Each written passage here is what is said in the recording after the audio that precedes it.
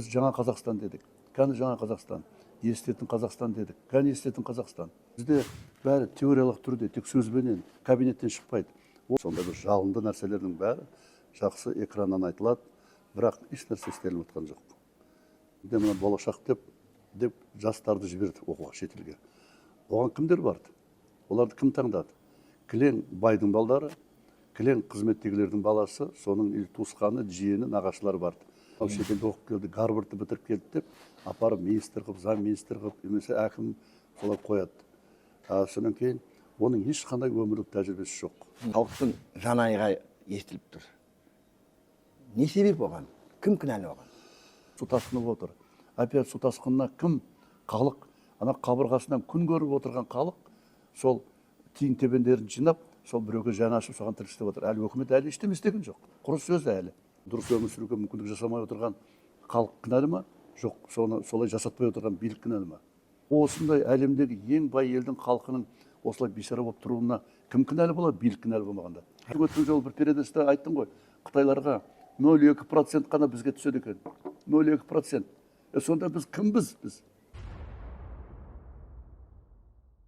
Армысыз қазақ елі. Бүгін біздің қонақта белгілі қайраткер, мемлекеттік қайраткер, қоғамдық қайраткер, экс-әкім, экс-министр Амалбек Тжан. Қош келдіңіз, Амалбек аға. Қайырлы күн. Енді қазір мемлекетте болып жатқан жағдайды білесіз. Халықтың жан айғайы естіліп тұр. Не себеп оған? Кім кінәлі оған? Осы маған бір баяғыдан келеткен бір ескі анекдот есіме түседі. Кезінде бір пойыз келе жатып, батпаққа батып кетеді ғой. Сол батпаққа кеткенде сол кездегі Ленин не істеді дейді. Ленин келе салып, шапкасын қолтығына қысып алып, басындағы адамдарды жинап, өзі итеріп, шығарып жүрген. Бер жағында Сталиннің уақытысында. Сталин бәрін айтады, мен сендерге 15 сағат уақыт берем, 15 сағатта шығарасың. Бәрі шығарып жүреді. Енді Брежневтің уақыты келеді. Брежневтің уақыты келгенде Брежнев айтады, бәрің ішіне мініңдер, біз сыртында тұрып, жаңа вагондарды былай тербеңдер дейді. Біз кәдімгі пойыз кетіп баратқандай сезінуіміз керек деп. Біздің де қазіргі мемлекеттегі болып жатқан жағдайдың бәрі солай.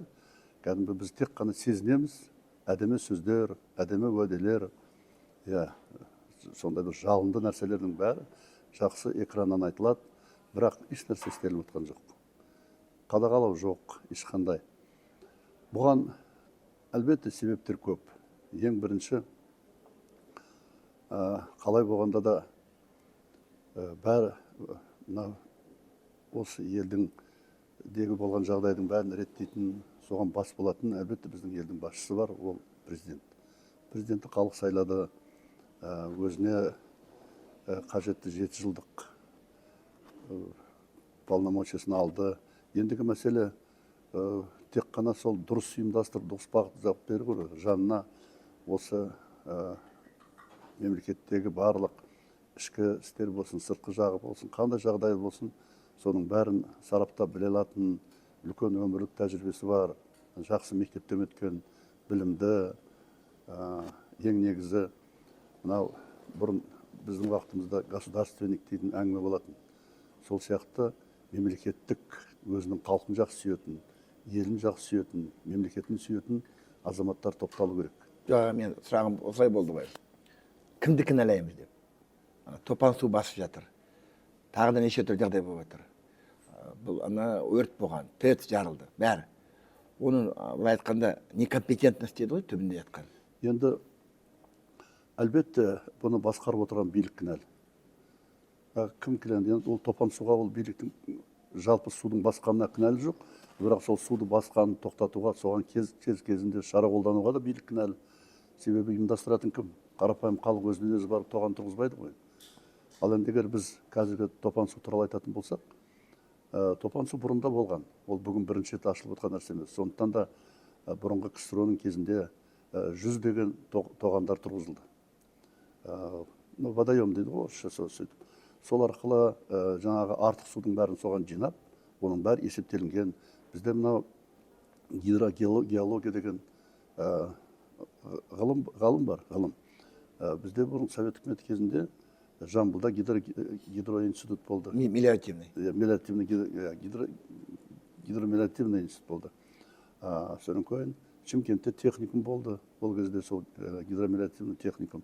Сол сияқты бұл табиғатқа байланысты жұмыс болғандықтан, оның ішінде суға байланысты, бұл ғылыми түрде сол үшін мамандар дайындалатын үлкен мектеп болды. Ал енді олардың ең негізгі жұмысы осы қазіргі енді орта есеппен тура айта білмегенмен, мысалға қаншама жауын болады, қар қалай жауады деген былай болжамдар болады ғой. Сол болжамға байланысты әрбір шаруашылықта, әрбір ауданда осындай гидротехниктар сол жаңағы осындай жағдайға байланысты жаңағы соған қарсы жұмыс істейтін топтар болатын.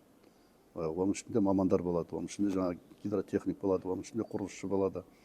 Сол сияқты олар өздері жауапты біледі. Сол мысал үшін бір ауданда бір 7 тоған болатын болса, соның жаңа қыста жауған қарды көп болып баратса, оны қалай, или мұз жаңа пайда болса, оны қалай ретке келтіру керек болса жарады.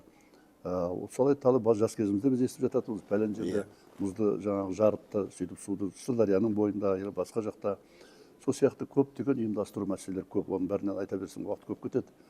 Соның бәрін істейтін адамдар болды, жауапты адамдар болды. Сол адамдар қайда қазір? Адамдар жоқ қой, адам да жоқ. Оны білетін, соны ұйымдастыратын басшы да жоқ. Вот Мәселе сонда айтам, енді мәселе ұлт мәселе айтпай-ақ қойын, бірақ Кеңес одағы бытырап кеткенде Қазақстанда 17 миллион халық болды. Бірнеше жылдың ішінде 14 миллионға дейін түсті. 2,5 миллион орысы бар, немісі бар, басқа ұлттары бар. Ресейге болсын, Европаға болсын, гректер Грецияға кетіп қалды, немістер Германияға кетіп қалды. Біз талай мамандардан айырылдық. Оның орнына біз егемен алдық. Қазақ ел ретінде біз соны маманды толтырдық па? Дұрыс айтасыз. Менің айтып отырғаным да сол ғой. Мысалға, мемлекет болғаннан кейін мемлекетте өкімет бар. Өкіметтің ең негізгі жұмысы, ең бірінші жұмысы. Міне қазақ ел, біздің ел бұрын аспаннан салбыра түскен жоқ қой. Бізде бәрі де болды. Су шаруашылығы да болды. Басқа да бағыттың бәрінде солардың әрқайсысының министрлігі болды. Оның бәрін ұйымдастыратын басында отырған премьер-министр болды. Ал енді қазір тәуелсіздіктен кейін соның бәрі қайтадан қалпына келу керек қой, жоқ болса. Бұлар сарапқа салу керек. Ал оны сарапқа салатын, соны реттейтін бірде-бір премьер-министр болған жоқ. Міне мен соның басынан аяғына дейін жүрген адаммын, 30 жылдан бері қарай. Әлі бір өкіметке келген азамат, мысалға, ол енді мен былайынша жалпы айтқанда, мен оны өткен жолда айтқан едім, оның рөлі дирижердің рөлі. Дирижер дегеніңіз кім білесіз ғой? Ол өте жоғарғы білімді, талантты басшы, жаңағы музыкальный аппараттардың 40-50 инструмент тұрса, соның әрқайсысының дыбысын ести алады. Міне премьер-министр де сондай болу керек. Ол барлық саланы қадағалап отыру керек. Мысалы үшін бізде бәрі теориялық түрде, тек сөзбенен, кабинеттен шықпайды. Ол үшін не істеу керек? Олар өздері толық, мынау бұрын анализ дейтін болатын, сараптама. Бұл сараптаманың не екенін де білмейді, мен егер шын айтсам, көп басшылар. Сараптама деген, сол болып жатқан нәрсе қалай болды? Мысалы үшін осы мына бір стаканды шығару үшін не істеу керек? Қалай соны арзан жасап, қымбат сату үшін не істеу керек? Сол сияқты әрбір саланың бәрінде өзінің егесі болу керек. Солар соның бәрін сараптамап, бүгін ол қалай дамып жатыр, қандай жағдай болуы мүмкін?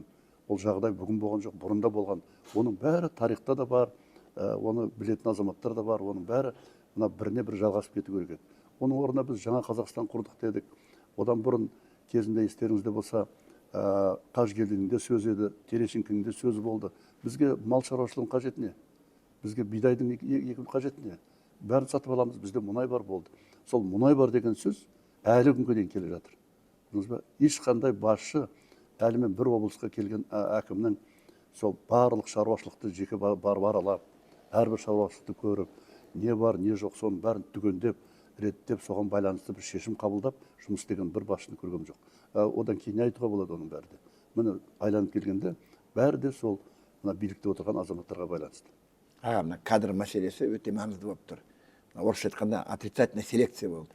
Жылдан жылға ақылды адамдар емес, лояльный, ләббай тақсыр деп тұратын, сондай адамдарды алына берді. Енді көріп тұрмыз соған. Енді жағдай өзгере ала ма? Үміт бар ма өзгеруге? Әлде үміт болу үшін ең бірінші кадр мәселесін айтып отырсыз ғой. Мысалға бізде кезінде мына болашақ деп жастарды жіберді оқуға шетелге. Оған кімдер барды? Оларды кім таңдады? Кілең байдың балдары, кілең қызметтегілердің баласы, соның туысқаны, жиені, нағашылары барды. Олар барып ояқты оқыды ма, оқымады ма, мен енді оған күмәнім бар. Енді ақшасы көп адамның шетелге барғанда жас, білесіз ғой, адамда әртүрлі ұғымдар болады. Сол олардың даже жақсы оқып келді деп қояйық. Олардың біліміне мен енді араласпай қояйын. Бірақ соны келе салып, мынау шетелде оқып келді, Гарвардты бітіріп келді деп, апарып министр қылып, заң министр қылып, немесе әкім солай қояды. Содан кейін оның ешқандай өмірлік тәжірибесі жоқ. Ол ешқандай мектептен өтпеген. Оның басында бар шығар бір жаңағы оқыған кітабының ғана несі бар. Бірақ өмір деген тек кітаптан тұрмайды ғой. Өмір деген күнделікті істеген жұмыстан тұрады. өндірістегі тәжірибе. Өндіріс болсын, ауыл шаруашылық болсын. Мен өз басым біз ауылда өстік. 4-ші класстан кейін біз колхозда жұмыс жасадық. Кейін оқуға түскен кезде де Хрущевтің уақытысында болды. Бір апта оқимыз, бір апта заводта жұмыс істедік. Сөйтіп, соның бәрі ары қарай бүкіл менің осы өмірлік өсу процесімнің бәрі де еңбекпен бірден біріне келіп солай өстік. Қазір тас еткізіп әкеп отырғызып қояды. Да, оның тілі жақсы, сайрап тұрады. Ол 4 тілді біледі, 5 тілді біледі жаңағы. Енді оның тілі кімге керек оның бәрі? Бұл тіл әр нәрсенің өзінің қажеттілігі бар. Сондықтан да мынау кадр мәселесін таңдау ең үлкен мәселе. Себебі кадр бәрін шешетін сол. Жаңа да бастағанда айттым, бізде қазір мынау мемлекеттік іске немқұрайды қарайды. Бір уақытша келген адам сияқты. Сондықтан тек қана сөйірден дүние жинап алып, байып сол болды. Егер солай болмаса, өзіңіз білесіз ғой, қанша әкімдер, қанша министрлердің бәрі ұсталып, миллиардтаған ақша, қаяқтан келген ақша оның бәрі миллиардтаған. Мен бір нәрсені білем, еш уақытта қызмет істеген адам аш болмайтын. Алла тағала сол отырған креслоң арқылы сен асырайды, сен аш болмайсың, өзіңе бала-шағаңды асырауға жететін дүние болады. Себебі сен еңбек етіп жатсың ғой. Бірақ бізде сыбайлас жемқорлық қой. Бізде, мен өзіңіз айтыңызшы, мінекей, қазір қай саланы қараңыз, қай бағытты қараңыз, бәрі де жанып тұр. Себебі солай бірдемеге кіріп, білімді, ал енді сондай білімді өз күшімен барып шетелге оқып келген, немесе осындай жақсы оқып, білімі бар талантты жастардың бәрі шетелге кетіп жатыр. Оғанда қарап атқан ешкім жоқ. Неғып ол кетіп жатыр? Не үшін? Неге оны біз өзімізде? Аға, сіз болашақты айтып отырсыз. Болашақта оқыған адамдар әрине техникалық маман бар, басқа маман бар, заңды оқыған.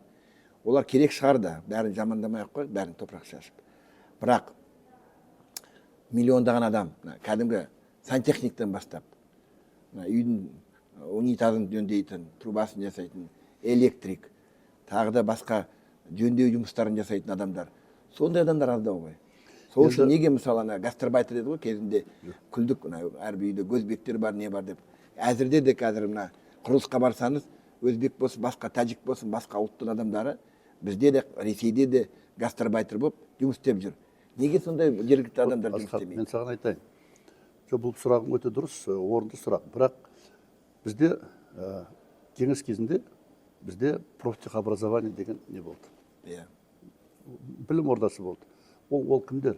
Ол мына орта буындағы сол бірі құрылысшы, бірі жаңағы энергетик, бірі сантехник, соның бәрі елі ауыл шаруашылығы.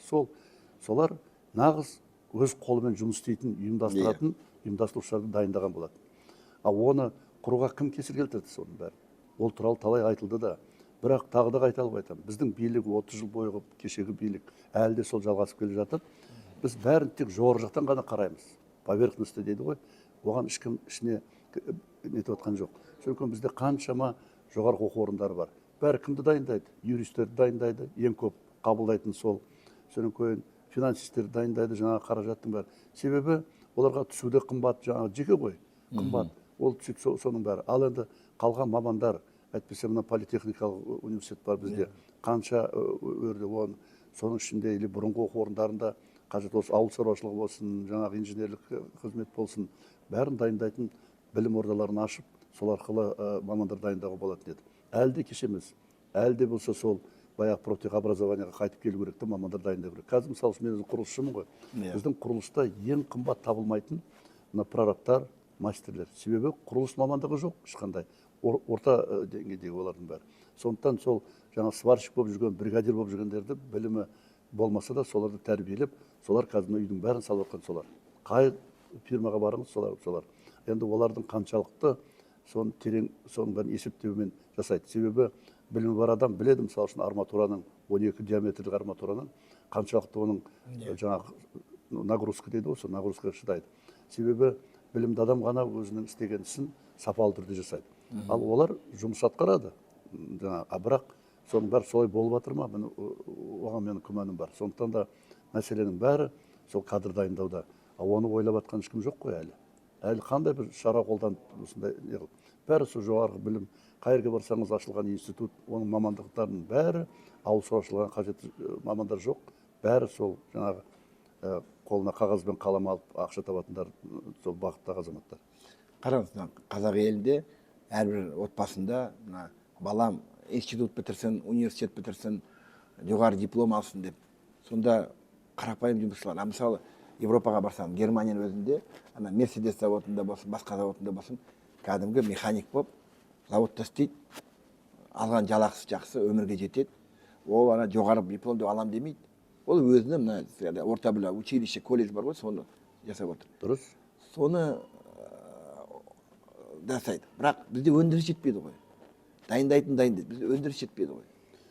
Сонда ол білген адам қайда барады? Енді бұл бәрі, осы мәселенің бәрі бір-біріне байланысты. Мысалға, біздерде, айттым ғой, кезінде, мысалы, бізде қаншама заводтар болды, қаншама фабрикалар болды. Солардың бәрі құрдымға кетті. Оның бәрін бұзып, металдарының, темірінің бәрін жинап алып Қытайға сатып, сонымен байып, сонымен жоқ қылып жүрген жетті соның бәрі.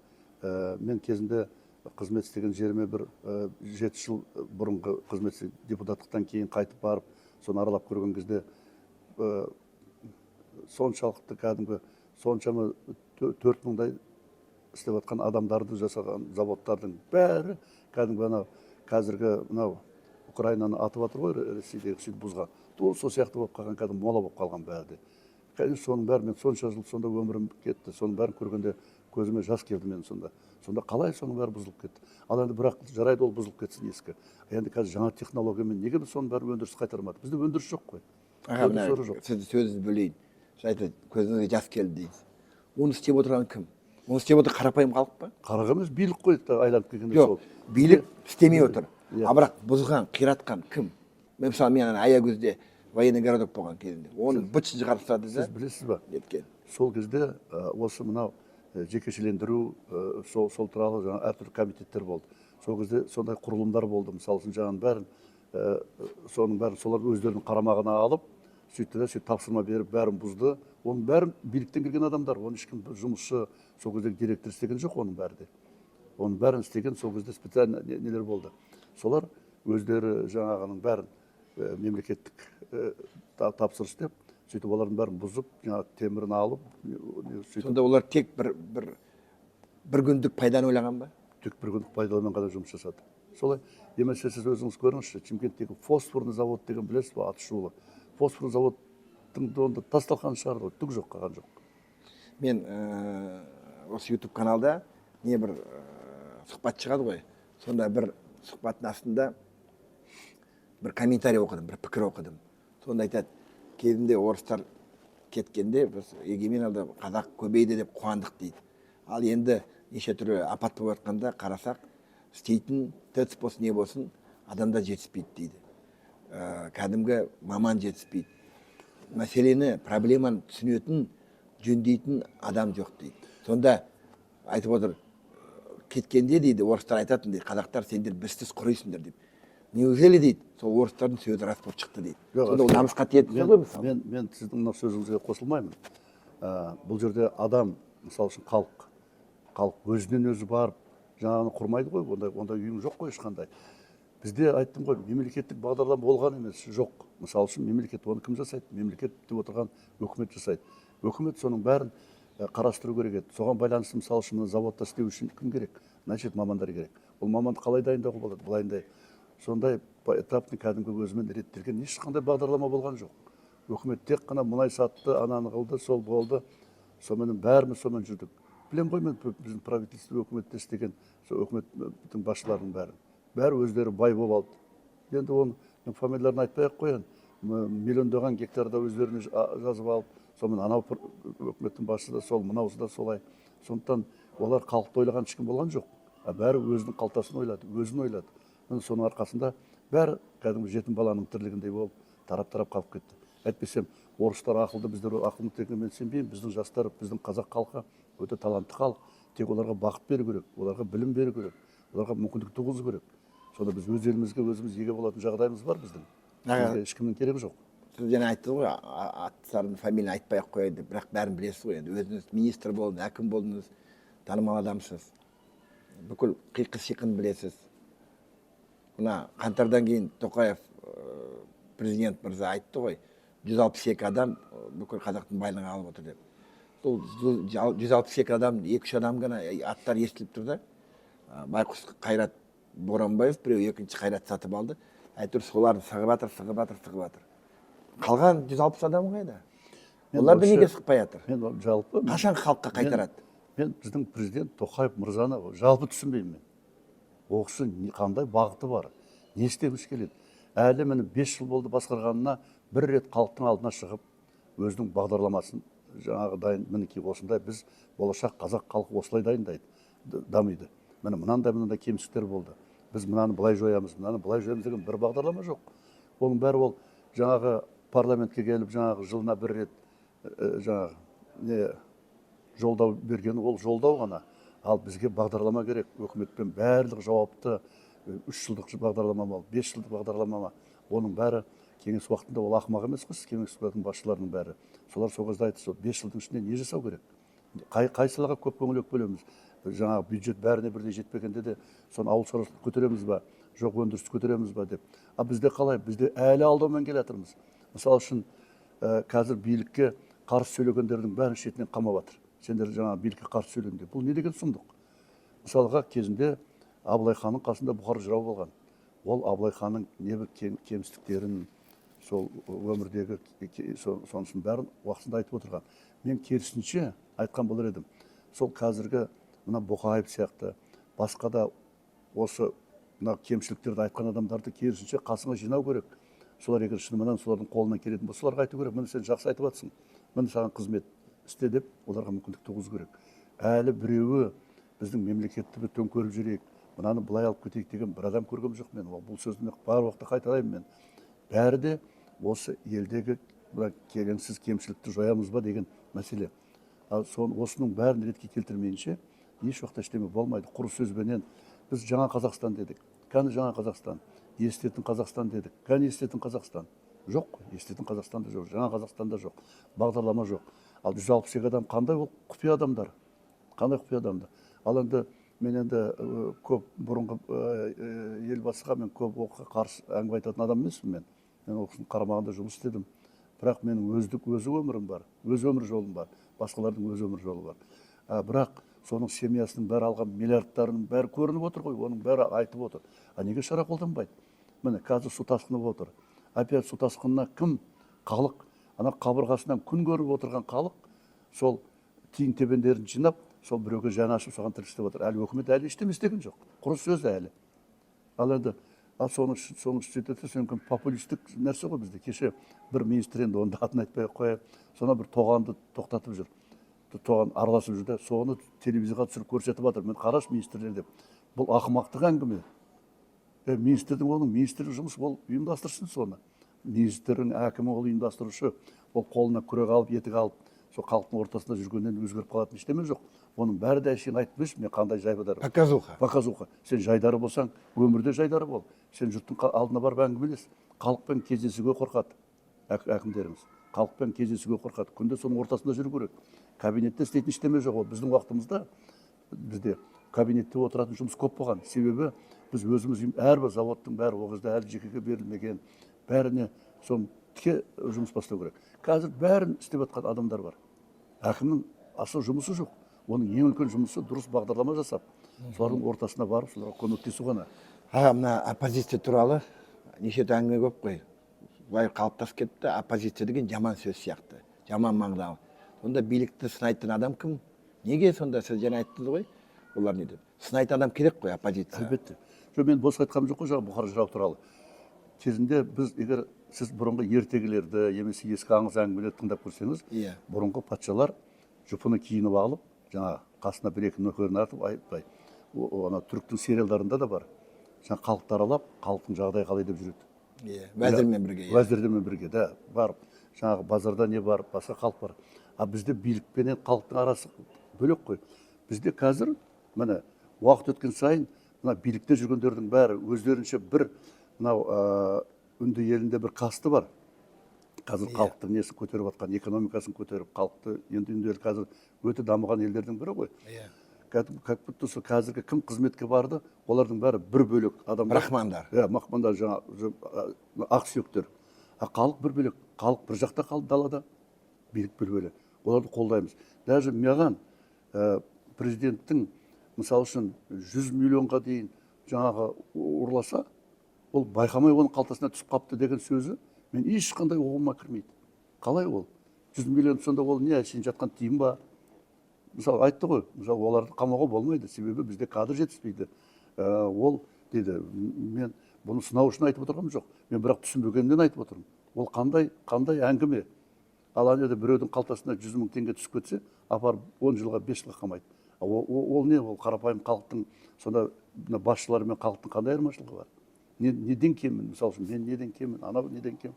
Соның бәрі соларға білім алмай, соларға дұрыс өмір сүруге мүмкіндік жасамай отырған халық кінәлі ма? Жоқ, солай жасатпай отырған билік кінәлі ма? Сондықтан әрбір айтылған сөз халықтың құлақ асу керек. Құлақ сол үшін керек. Екі жағында ғой құлақ, бір жақта емес. Соны екі жақтан тыңдау керек та, сол халықтың сөзін сарапқа салу керек. Неге өйтіп жатыр? Оны естірмеді. Мен білсем, президентке еш нәрсе жеткізбейді айналасындағы. Жаңағы өңшең ақылдылар отыр ғой, ақылшылары. Сол өте нашар. Олардың өздері білмейді.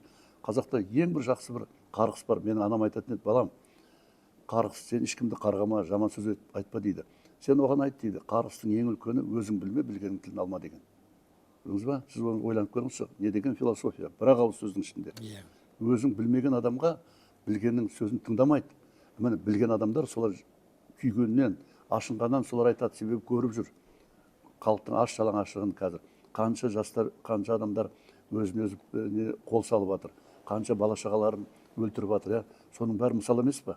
Сол жақсылықтан ба? Егер бәрі жетіп тұрған адам жақсы өмір сүргісі келеді. Біз адамбыз ғой. Осындай әлемдегі ең бай елдің халқының осылай бейшара болып тұруына кім кінәлі болады? Билік кінәлі болмағанда. Қараңыз, мына Тоқаев. Басқа қалай айтуға болады оның бәрін? Тоқаев деп айтып отырсыз, Тоқаевтың қасындағы адамдарды айтып отырсыз, мына аппарат бар, бюрократикалық аппарат бар. Оның бәрі бір ескі Қазақстан дейді ғой ол. Ешқандай жүйе өзінің билігін бергісі келмейді, және айырылғысы келмейді. Ол заң. Иә. Сол үшін қайтадан мына жаңа Қазақстан құру үшін менің ойымша жаңадан жүйе салу керек. Ал жаңадан жүйе салынбай жатыр. Сол бір қазір мына қоғамда неше түрлі сын болып жатыр Тоқаевқа. Бірақ тағы да бір байқаған нәрсе, Назарбаевты қайтадан мақтай бастады. Не бір блогерлер, не бір танымал адамдар қайтадан біреу қалжыңдап кетті. Кезінде шал кет деп айтып едік, енді шал кел деп айтатындай сөздер пайда болды деп. Мен бұған бұны қалай комментировать? Өткен жолда бір жауап беріп едім, мен тағы да айтайын. Назарбаевтың бір сөзі бар. Әлі көресіңдер, еще хуже будет деген. Иә. Соны мен өткен интервьюда Ингаға бергенде, Инга Иманбайға берген кезде, сонда айттым. Содан сұрақ қойдым, халық қалай қарайды, кімге, сол кімге өзіне преемдік қалдырған Тоқаев туралы айтты ма? Жоқ, барлық халықтағы бүкіл жүйенің бәрін өзіне бағындырып, халықтың бәрін жалаң ашып қойған туралы өзі соны айтты ма? Әйтеуір айтты ғой, кім сол әңгімені, білдіңіз ба? Ал енді қазір мінекей 5 жыл болды Тоқаевтың президент болғанына. Солай ғой. Ал енді бұрынғысы 2 жылы кете қойсын, мынау қаңтардан кейін де уже 2 жыл, уже 3 жыл кетіп баратыр. Өзгерген бір нәрсе жоқ. Бір нәрсе жоқ. Саяси реформа өтті ғой. Сайлау басталды. Ана әкімдер сайлана бастады. Бұның бәрі ешқандай, бұның бәрі әшейін алдау, көзбояушылық. Таза реформа қалай болу керек?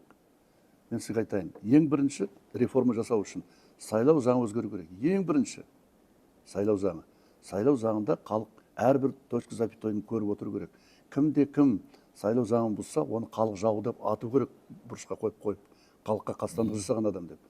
Сол сайлау заңының солай болмағандығының арқасында қазір мына халықтың бейшара болып отырғанының бәрі де. Олар халықта тұрған ештеме жоқ қой. Біздің халық көнбіс халық, бәріне де көніп келе жатыр. Ал енді сайлау заңын реттеу керек, ол бір. Екінші мәселе мына демократиялық даму. Олсын сайлау керек. Ең бірінші соттарды сайлау керек. Мен өткен жолда бір интервьюда айтқан болатын. Мен айтайын, анау отырған депутаттардың өзі, солардың өздері айтады, бізге келіп түскен хаттың 80% сотқа жаңағы шағым жасап жатыр.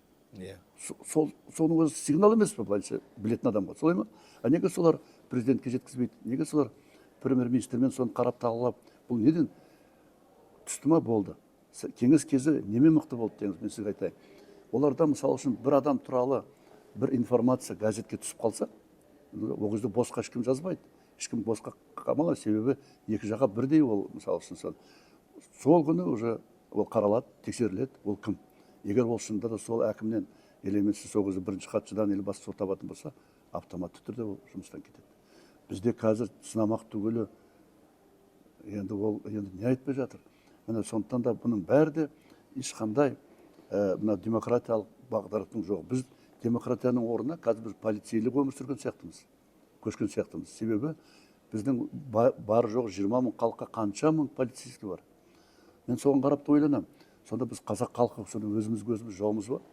Біз кімбіз вообще жалпы? Мен осы сұраққа жауап күткім келеді, бастықтардан да өзімнен де. Біз кімбіз сонда? Сол халық өзі президентті сайлады, депутаттарды сайлады деп жатырмыз қазірде. Сонда соның бәрін сайлап, солардан үміт күтіп отырған халық не үшін кінәлі болу керек? Ал енді көпшілік болған кім бар шығар ішінде бір бұзықтары ол.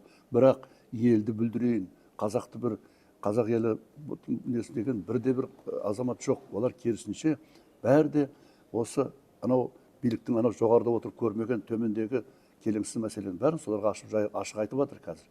Мына телевизордан. Мына жаңағы сұраққа қайтып келейін. Ескі Қазақстан реваншы мүмкін бе? Қайтып келе ме ескі Қазақстан? Мен соны айтайын деген, келуі толық мүмкін. Келуі мүмкін. Себебі ол ескі Қазақстандағылардың бәрінің өте қаражаты көп, бәрі бай.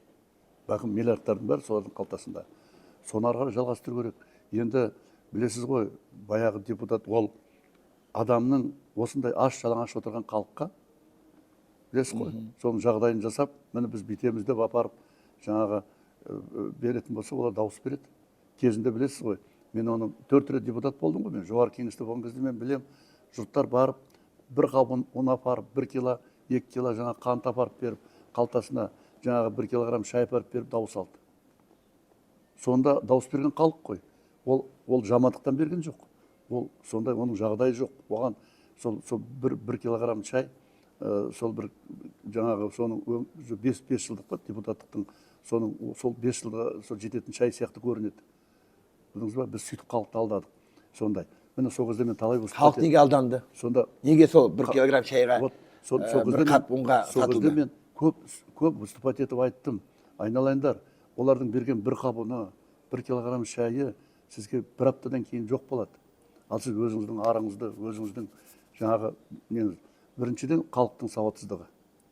Біздің халық өте сауатсыз, ол ренжімесін маған ауылда. Олар өздерінің естіп қойғанына жауап бере алмайды. Біз солай алып келдік, 30 жылдың ішінде соған жетті ғой. Одан бұрында оңып тұрған жоқ еді. Бұрын совет үкіметі кезінде білесіз ғой, жалпылама білім беру деген мәселе халықтың көзін ашып соның бәрі. Сондықтан да халықты жақсы көрген адам халықпен жұмыс істеу керек. Халықтың ортасына бару керек, сөйлесу керек. Кім болсаң ол, президентсің ба, сен әкімсің ба, сөйтіп олардың бәріне түсіндіріп айту керек. Даже сайлау болғанда да мінекей ашық, айналайындар, ешқандай ондай нәрсе жіберуге болмайды. Біз тек қана өздерінің сезімдеріменен ол адам жаңағы еңбек етіп, халық үшін қызмет етіп жатқан, мемлекетін сүйетін, өзінің халқын сүйетін, өз ұлтын сүйетін азаматтар қана сол жаңа депутат болу керек, әкім болу керек басқа. Ал енді сондай халыққа қызмет етемін жүрген жігіттердің бәрі көпшілігі қазір оппозициялық көзқараста жүр. Енді мен араласып тұрамын ғой, көп білем жігіттердің бәрі. Не бір талантты жігіттер қазір солай. Олар айтады, ну что, ештеме шықпайды дейді, біз бәрімізді жолатпайды, себебі оған тамыр таныс керек, ақша керек, басқа керек деп. Әлі сол кетпейді. Оны сол жоғарыдағылар қалай естіпейді деп ойлайды. Демек сенім азайды. Сенім жоқ. Сенім жоқ. Азайды емес, сенім жоқ қазір. Сіз қараңызшы, анау газет ньюс деген бар, газет ньюс. Соны қараңыз, қазір жас жігіттер, жас қыздар өздерінің қарсы пікірлерін айтып жатыр. Жастар айтып жатыр. Бұл деген сөз ең төменге түсті деген сөз кезінде. Міне сондықтан да осыны тоқтату керек. Ол қазір соны айтып отырған, мен соған сұрақ қойып отырған, сені де жаман деп айтады, билікке ол да ұнап отырған жоқ шығар мүмкін қазір. Ол да себебі айтқаның аузы жаман, сөйлегенің сөзі жаман деген қазақта сөз бар ғой, солай. А бізде қазақта мындай мақал бар. Қазір жаңағы билік пен халықтың ажырасқанында мынандай мақалмен келеді. Қазақ енді мақалмен көп сөйлеген ғой. Тоқ бала аш баламен ойнамайды дейді. Тоқ бала аш балам деп ойламайды дейді. Біздің билікте отырғандар солай ойлайды, что олардың ұрпақтары бәрі өмір бойы солай бай болып төбеде отырады.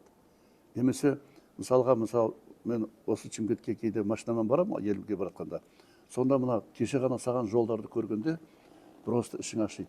Сонда олар соны салып, содан ұрлық жасаған, мысалы үшін. Білесіз ғой, бәрі сапасы жоқ. Қазір жолдың бәрі бұзылып жатыр. Соны тексеретін адамдар бар. Сол ғой, нормативтік өзінің талабы бар. Әр нәрсенің өзінің. Совет үкімет кезінде бәрін реттеп қойған. Бәрін. Соның бәрін неге қарамайды? Үкімет қайқа қарап отыр, үкімет? Не істеп отыр? Қалай үкіметке келді, мақтаймыз. Сонда аға, сіз совет үкіметін аңсап отырсыз ба? Мен совет үкіметін аңсап отырғаным жоқ, мен совет үкіметінің тәртібін аңсап отырмын. Жауапкершілікті аңсап отырмын. Білдіңіз ба? Жауапкершіліксіз адамнан ештеме шықпайды. Ол сіз қанша басың алтын болса да, адамда жауапкершілік сөнекен. Өз халқыңды, өзің істеген ісіңді, еліңді сүюің керек. Сенде өз еліңнен махаббатың болмаса, сен кім боласың? Сен өзің мынау айтады, кезінде екі анам екі жағымда отырып айтатын еді маған: балам, адам дүниеге келгенде несібесімен келеді дейді. Несібесімен келеді. Сен еш уақытта аш болмайсың. Ешкімнің ала жібін аттап өтпе деген сөз мен үшін ол үлкен аманат. Мен сол аманат сақтап келдім. Да, мен періште емеспін, мен адаммын. Қателескенде жеріміз болды. Кейде дұрыс сөйлемедік, ана майда шуда. Мен де аспанға ұшып тұрған жоқпын ешқандай. Бірақ мен осындай нәрсенің бәрін көргенде ойлаймын, қалай сонда біз тек қана дүние. Кеше айтады, анау, бұл енді бір-ақ адамның несі, кім? Қайрат. Да? Тағы да 900 миллиард дейма жаңағы ақша құйды дейді. Одан бұрын пәленбай миллиард құйды дейді. Өзің ойлап көрші, қалай 30 жылда ол тек қана ол. Ал ана 162 адамда қанша бар? Емесе соның бәрі басқарып жүрген президенттің қалтасында қанша ақша бар? Неге соларды шығарып алмаймыз? Неге қазір соның бәрі қазір ең қажет нәрсе? Мыңдаған, 10 мыңдаған отбасы қазір не мал жоқ. Олар жесір қалды, жетім қалды. Оған ай дейтін әже жоқ, қой дейтін қожа жоқ ел болдық біз қазір да. Ал енді соларға көмекті қалай көрсетеді? Тиын тебен береміз. Үйті ол жетпей қалады. Бізде солай ғой. Жол жөнекей әрқайсысы анау жоғарыдан шыққаннан олар бір үзімін алады, екіншісі жаңағы бір лепешкін жіберсеңіз, барғанда мынандай ғана бір 8-ден 1 ғана нан халыққа жетеді. Барлығы солай. Тексеріп көріңізші соны. Білдіңіз ба? Міне сондықтан осының бәрін қайтадан қарау керек. Оның бәрі президенттің қолында. Ақ десе ақ болады, қара десе қара болады. Анау жалпақтап, қалай соның жаңағы қолтығының астына кіремдеп жүргендердің бәрі жалпақтауды қою керек. Сен білдіңіз ба? Қою керек. Аға, мына қараңыз, жақында жаңа үкімет келді. Олжас Бектенов премьер-министр болды. Соған бір үміт атқарып еді. Ол Финполда жұмыс істеді, қазір енді бүкіл ақшаны қайтарады. Бірақ бірнеше ай өтті, ешқандай жаңа адамдар жоқ. Сол бұрынғы екі Қайрат. Сіз вообще қызықсыз. Сондай орысша наивный дейді ғой. Сондай сіз қызық қарайсыз. Біз қалыптасқан халықпыз. Бәрі президенттің бетіне қарап отырады. Сіз қай үкіметті көрдіңіз? Бір үкіметтің мінекей. Оны үкіметке премьер-министр қойғанда бір оған тапсырма берді ғой. Дұрыс қой. Бірақ беретін кім? Беретін бір-ақ адам. Ол қандай тапсырма берді? Сіз білмейсіз ғой. Бірақ мен Бектеевтің кім екенін білмеймін. Бірақ бұл тез өскен жігіт. Бір 5 жылдың ішінде генерал-лейтенант. Бізде қазір таяқ генералдың қарқасына тиеді. Как будто біз соғыста немістің бәрін қырып келген ел сияқтымыз ғой қазір. Бәрі генералдан көп рас қой. Бәрі генерал қазір. Анерде істесе де генерал, мияқта істесе де генерал. Ал енді ол жарайды. Бірақ өкіметтің басына генерал керек жоқ. Жұрттың бәрі Путин емес қой. Генерал керек емес. Ұйымдастырушы керек. Анау жұмыстың негізін, түбірін түсінетін. Сол адам ғана жұмыс істей алады. Білдіңіз ба? Жоғарыда отырып, бүйтіп ойлап, ол жалпылы ма? Әлбетте ана креслі премьер-министр өткен жолы бір айттым ғой, бұрынғы премьер-министр туралы Смайыловтың кезінде. Егер ол бір жыл өкімет болмаса да біздің мемлекет өмір сүре береді. Оны білмейді де жүр. Смайылов бар ма, жоқ па, оның министрлер қасында жүр ма, жоқ па. Сондықтан да жалтақтап, мынау анық деп көрсетуді қою керек. Біздің де сондықтан да демократиялық өзгеріс болу керек те, әркім өз жұмысына жауап беру керек. Біздің өкімет ол былайша айтқанда самостоятельный жеке жауапкершілікті мойнына алып жеке жұмыс істеу керек те, сол жауап беру керек тікелей. Бүкіл, президент емес. Президенттің өзінің жауапкершілігі бар. Бұл кісі қазір кінәнің бәрін өзінің мойнына алып отыр қазір. Білдіңіз ба?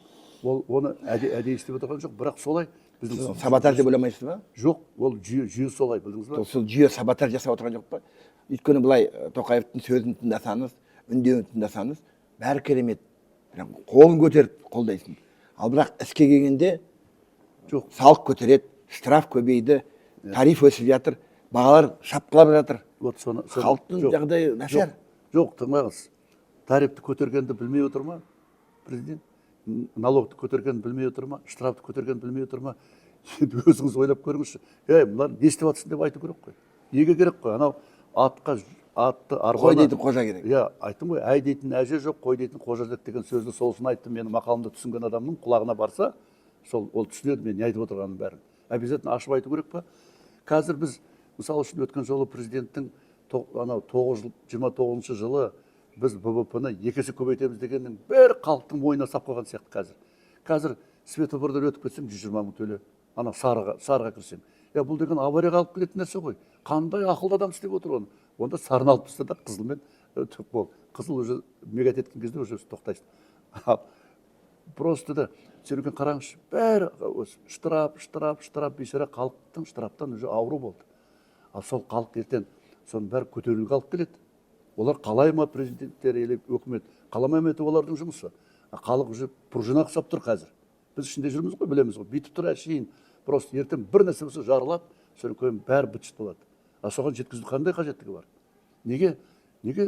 Екінші қаңтар мүмкін бе? Болу мүмкін. Одан ары өтіп кетуі мүмкін. Себебі халық шаршады. Мына штрафтан да шаршады. Любой жай халықпен жай болып сөйлесіңізші, өзіне ол кісінің тыңшылары көп қой, мына комитетті КГБ-сі бар ғой, КНБ-сі бар ғой. Неге солар сол тыңшылық жасап, сол халықтың сөзін жеткізіп бермейді сояққа? Өкіметке апарып, хотя өзінің басшысына айтсын, басшысы өкіметке айтсын, өкімет президентке айтсын.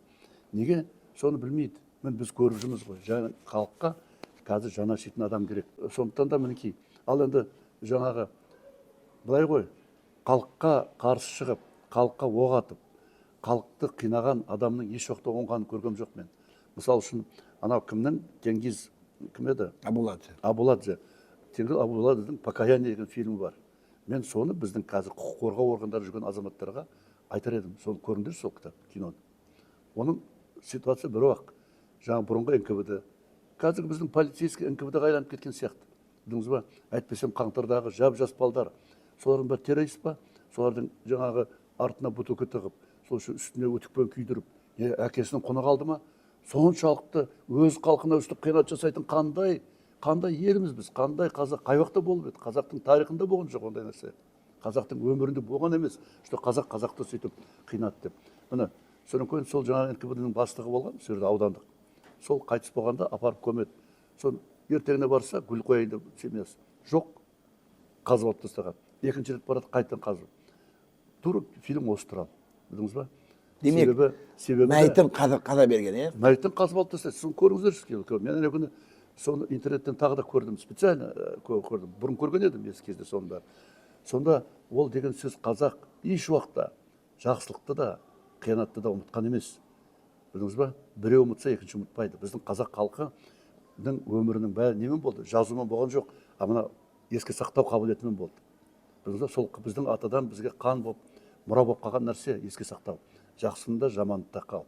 Сондықтан да халыққа тас лақтыру деген сөз, ол өзіңнің отырған ағашының аралап қырқу деген сөз. Аға, сонда сіз қандай болжам бере аласыз?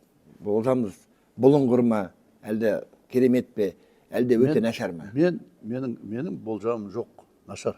Ешқандай болжам жоқ. Болжам қай уақытта болады? Мысалы үшін президент халыққа үндеу жасасын. Міне мен де қолдап шық, қасында боламын мен. Сен де қасында боласың. Айтсын, айналайын халық. Міне мынандай айттым, былай істейміз дедік. Оны істемей жатқан себебі мынада мынау, мынадан мынау деп. Біз ештеме білмейміз ғой, не болып жатқан. Әлі қаңтарға баға берілген жоқ. Ол террористер қайда жатыр? Соның орнына жап-жас балдарды барып қинап, өлетін, өліп, өлмегеннің бәрі мүгедек болып, қазір соның соты жүріп жатыр. Сонда кімді соттап жатырмыз біз? Өз халқымызды өзіміз. Қазақ сотсыз өскен, сотсыз өмір сүрген қазақ емеспіз бе халық? Сонда дүние үшін ба бәрі? Қызмет үшін ба? билік үшін. Вот мінекей осы. Мінекей жаңағы мынау топ. Мен де сол қызметтің ішінде жүрдім ба? Сонда біз қалай бөлек болдық па? Жоқ, біз жұмыс істедік па? Мен қазір таңқаламын. Мына жаққа ешқандай шаң жұтқызбайды. Кешегі топан судан кейін, ана қыстыгүні жаңағы бізде жылу ауылды жылу болмай қалды. Сол кезде трескан мен артынан бірақ теуіп қуып шығар едім. Бірақ еді. Не деген оларға выговор береміз. Әшейін түрді бүрт етеді. Қандай выговор? Біз қызмет істеген кезде бір үйде жылу болмай қалу, ол ЧП болатын. Бүкіл қала біледі, бүкіл не біледі. Оның бәрі. Ал қалай істеген туралы мен мақтанбай-ақ қояйын. Халықтан сұрау керек, біз қалай жұмыс істедік? Біз қайтып. Вот етік киіп жүретін кез сол кез бар, себебі халықтың ортасында болуың керек. Қазір бәрі чиновник қой, бәрі қолдар тап-таза, тек ручкамен қағазбен үйренгендер. Әркім өзімен өзі. Жаңағы тауық сойса да қасап сойсын деген сөздің де мақалды қазақ білесіз ғой. Қазақ қандай дана, біздің аталарымыз қандай дана болған. Сол бір ауыз сөзбенен көп мәселенің түйінін шешіп кеткен. Біз неге соны естімейміз? Неге мына құлағымыз керек? Неге құлағымыз керек? Міне мәселенің бәрі осының айналасында болады. Сондықтан да демократия жасаймыз ба? Жасайық. Керек жоқ. Егер тым болмаса, сәпсем өкімет қорқатын болса, сайлауда депутаттарды 50-де 50 қылу керек, тым болмаса. Онда апарып 30 деп қойып қойды. Өзіңіз білесіз ғой, сайлау қалай өтті? Бәрі тізіммен өтті. Мен білем ғой, біз ортада жүрміз, сен де білесің оны. Сонда бәрі тізіммен кім? Демек бюрократиялық аппарат билік қолында, сол бұрынғыдай істеп отыр. Ойына келген істеп отыр. Сондықтан президентке сол әртүрлі қылып жеткізеді. Мысалы үшін кезінде Сталинді жамандадық қой, мысалы да. Ол Москвада отыр. Бізде Голощекин болды. Солар айтты, пәленбай қазақты қыру керек деп. Сосын ол жақта отырған Сталин мен Ленин дегендерің өлердей орыс халқын жақсы көрген, революция олардың баласы, өздерінің баласы. Сол балаға біреу тиіп кеткеннен кейін олар айтады, олар о кезде кім сенбейді ғой, білесіз, сол жақта отырған. Бұлар сендіріп қат береді. Содан айтады, ат құрт дейді. Қазір де сол. Ешқайсысы олар бір жерге жиналыс жасайтын болса, кілең ығаймен сығай, жаңағы жалпақтайтын, жаңағы жалақыштар, жаңағы сондайлардың бәрін жинап апарады да, жаңағы кіргізіп қояды да, солар бәрі мақтап тұрып сөйлейді, сізге келіп бері бүйтіп жатырмыз. Болды ғой, кеше. Аға, қараңыз. Міне, тоқтаңыз. Біз мынау осы жалпақтауды, осы өтірік мақтауды қоймайынша ел болмаймыз. Біз қоюымыз керек. Қашанғы біреудің енді жалайтын жерде көп емес қой, соның бәрі қайсы қашанғы соған осылай болады қазақ. Қызмет үшін, бірдем үшін барып бүйтіп әшейін тізерлеп тұрып, көздері бадырайып, кәдімгі құрбақа, жыланның алдында құрбақа сияқты бастықтарды көрсе. Неге? Неге шетелде ондай жоқ? Сондықтан олар дамып отыр. Оларда жоқ, ешкім үлкеннің алдында бас иіп, соған тағзым жатамайды. Біз еліміз, азамат, қалай қазақтың халқы бір кезде осында елді сақтап қалған қазақтың халқы бүгін жалтақ болып жаңағы қалдық. Неге? Әлбетте ол енді ар жағынан бұрынғы құлдық психология, жаңағы баяғы тарихта келе жатқан соның өзі қалды. Ал енді қазір біз 30 жыл тәуелсіз ел болдық қой. Неге айта алмадық? Міне мен сізге айтайын. Осы жақында ғана осы біздің Шымкентте осы ненің келесі айда мамырдың айдың 15-іне Аман Төлеевке ас беріп жатыр 80 жылдығына байланысты. Аман Төлеевке. Енді оны жақсы білесіз.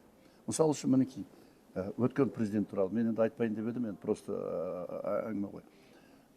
Жарайды, бірінші 10 жылдықта біз сендік. Мен де сендім, бәріміз сендік. Оқыс деген керемет. Шынында талантты адам.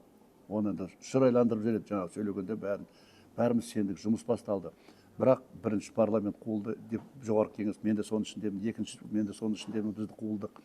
Содан кейін былай болды. Жарайды. Екінші 10 жылдықта 2001 жылдан бастап халық түсіне бастады ғой. ДБК болды. Оларды бытшын шығарды. Сол кезде уже халық санасы бар адам уже түсіне бастады. Что биліктің бәрі бір адамның қолына өтіп жатыр да, ол ешқандай бұрын енді заң бойынша солай болғанымен, ісі 2004-2005 жылға дейін олай болған жоқ. Бәрі сол 2007-тен басталды.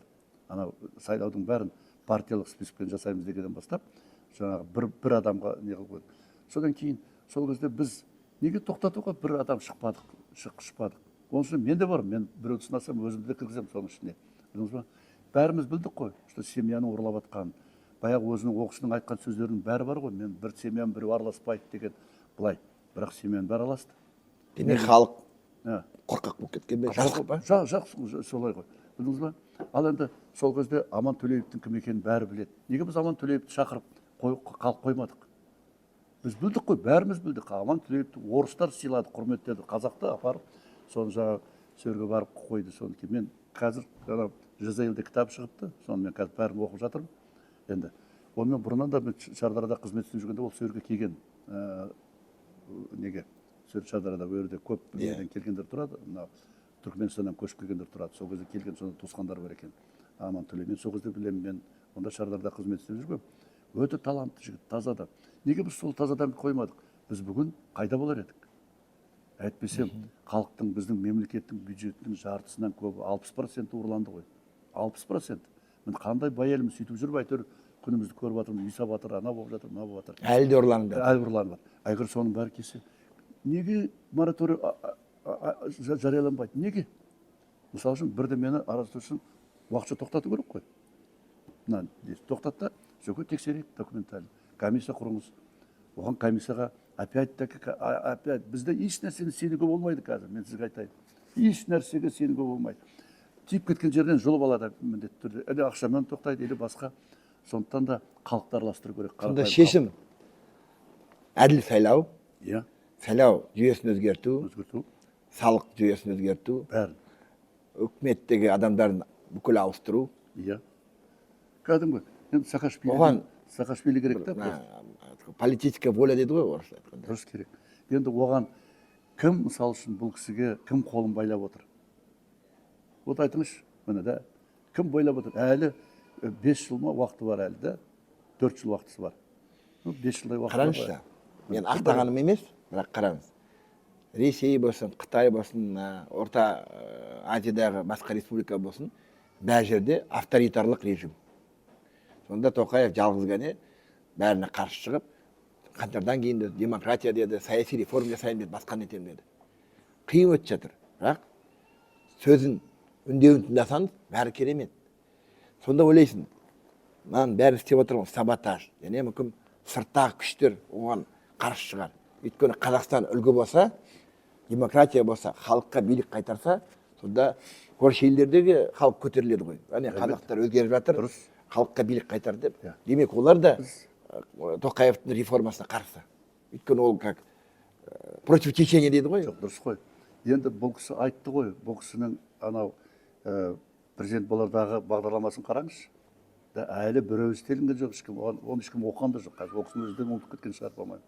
Оның бәрі қолында ғой. Мен өткен жолда айттым, тағы да қайталап айтамын. Бұл кісі, міне біз енді көшедегі немеспіз ғой жүрген. Бізде сонша еңбек сіңірдік, қызмет істедік. Жақсы ма, жаман ба, оны халық бағасын беру керек. Өзің еңбек еткен жерде. Солай ғой, халық. Егер бұл кісі осы болған, мен жаңа айтқаным, босқа айтқаным жоқ қой. Біз білмеймін, мен қалай жеткізіп айта алмай жатқан шығар, мен тіл байлығым немеспін, мен шын айтқанда. Біз тек жұмыс істеп үйренген қазақпыз да, мен сұлу сөйлей алмаймын. Сол өзінің жасаймын деген ісінің бәрі айтылды ғой. Мынаны жасаймын, мынаны демократия. Соның бәрін халыққа жайып айту керек. Үндеу жасау керек. Ашық келіп, осы Алматы кесінде бәріміз жинасын. Далаға, неге, стадионға ма, келем деген бәрі. Ол интеллигенциясы бар ма, қызметтегісі бар ма, жеңген бәрі. Сода айту керек, мен осындай реформа жасаймын деп, мынаған мынау жетпейді, мынау жетпейді. Сіздер қолдаңыз. Халық қолдайды. Бұл кісіні егер өзі халыққа жаңағы үндеу жасап, осылай жасайық десе, 100% қолдайды халық. Мен де қолдап, күнде сол осы туралы әңгіме айтып. Қаңтардан кейін қолдады ғой, мына ескі Қазақстан жоямыз, ана 162 адамды құртамыз деген қолдады ғой. Жоқ, қолдағанда бұл кісі не айтты? Бағдарлама жоқ қой, ештеңе айтып жатқан жоқ, құр сөз ғой. Ал соны іске асыру керек қой. Іске асыру үшін бұл қазір мораторий жайлы неғып қорқып отыр оны? Мораторий жасау үшін не керек? Президент қой, бір ауыз сөз. Неменеге мораторий? Мына барлық жаңағы келісім шарттардың бәріне жаңағы кеткен баяғы білесіз ғой. Өзің өткен жолы бір передачада айттың ғой, Қытайларға 0,2% қана бізге түседі екен. 0,2%. Сонда біз кімбіз? Біз кімбіз? Біреудің ана қаймағын солай жалайды, біз ана қалған шелектің ана жаңағы қалдығын нетіп отырмыз. Біліп отыр ғой соның бәрін. Білмей ме? Білмесе вот міне айтып отырмын мен. Сен де айтып отырсың. Өткен жолы сенің передачаңда мен тыңдадым. Керемет әңгіме болды ана жігіт. Соның бәрі. Марат Абдрахманов. Марат Абдрахманов айтты ғой. Мінекей осының бәрі. Сонда бүкіл шарттың бәрі уақытша тоқтатамыз. Жұмысын жүре береді. Бірақ несінде ешқандай жаңағы шетелге істемес шығар. Сөйтіп әрқайсысын жеке-жеке. Аға, мына Венесуэла сөйтіп істейін деп Американ қуып жіберді. Соны Венесуэланың жағдайын білесіз ғой? Жоқ, мен сізге бүкіл блокада жасады. Мен қуып жіберді, мен кардинально неге айтып отырғаным жоқ. Соны реттеуге болады ғой. Мысалы үшін неге қай мемлекет, мысалы үшін әр мемлекетте сол сияқты контракттар бар ғой. Ол мемлекетте мысалы үшін 70-те 30, 80-де 20 мысалы үшін. Біз неге 02-де 99 қыламыз? Біз неге? Сонда біз кімбіз? Біздің еліміздің, біздің халықтың дүниесі. Енді білесіз ғой, Конституцияда не жазылған? Бүкіл осы елдегі жерде аспаннан басқа бәрі біздің халықтікі. Соның ішінде менікі, сенікі, бүгінікі. Соны мен айтып, неге соның бәрін алдап, халық білмейді. Ешкім контрактты көрген жоқ, оқытқан жоқ қой. Соны уже бәрі біледі. Соның бәрі мораторий жасап, ең бірі содан баста. Сөйткен жаңағы жүзеге салып екінің бәрін ашып по фамилиясын бәрін айтып. Мынау, сен анау, мына коррупционер деп. Сөйтіп халықтың алдына нету керек қой. Сонда бәрі орнына келеді. Жақсы. Мен вот Қасым-Жомарт Кемелұлына тілейтінім сол. Білдіңіз ба?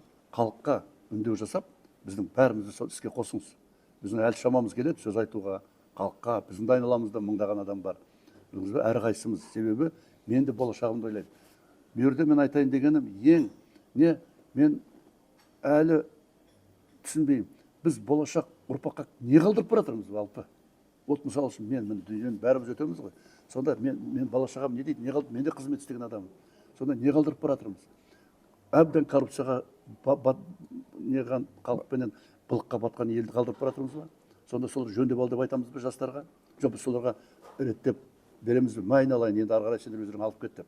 Біздің бабаларымыз не істеді бізге?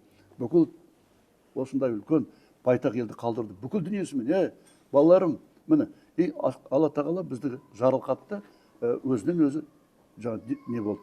Тәуелсіз ел бола келдік. Кім оны күтті? Солай ғой. Бәрі өзіміздің қолда. Көрдіңіз ба? Сонда соны 30 жыл былай болды. Қазір былай болып жатыр. Сонда қай уақытта біз жөнделіп, еңсеміз көтеріп, жаңа ел боламыз. Айттым ғой мен. Неге Эмиратқа барып, жақында ғана мен сөйлеуге барып қайттым да енді просто. Сонда неміз кем сол арабтарда? Неміз кем? Миымыз жоқ па? Неміз кем? Қандай гүлдегенде енді бренд жаңағы Эмират деген. Біз не? Біз олардан 100 есе баймыз. 100 есе. Олардың тек мұнайдан басқа түгі жоқ қой.